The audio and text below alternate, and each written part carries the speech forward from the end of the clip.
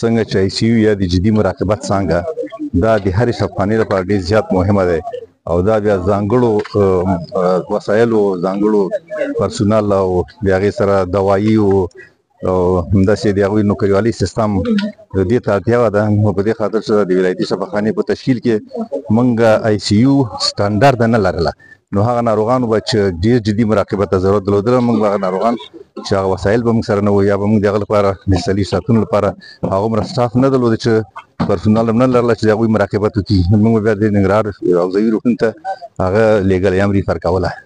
نو الحمدلله چې د دې آی سی یو په جوړولو سره به دغه مشکلات زموږ ډېر زیات کم شي، ځکه د یوې خوا نه به زموږ هغه پرسونل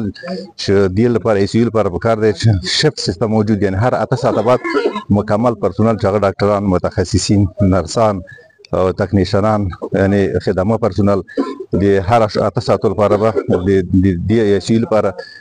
موجود سړي ساعته به خدمات اوسېږي او هر مریض په سر باندې به 40 ساعته ډاکټر او نرس ولاړ اوسېږي تر څو پورې چې هغه مریض چې جدي مراقبت ضرور لري هر لحظه هغه ته رسیدګي وشي او د هغه تداوي کې همکاري ورسره وشي. نو انشاءالله دا لس بستریزه دی، لس بستریزه هغه به اوسي، آی سی یو به اوسېږي چې البته دا یو سټانډرډ آی سی یو به وي.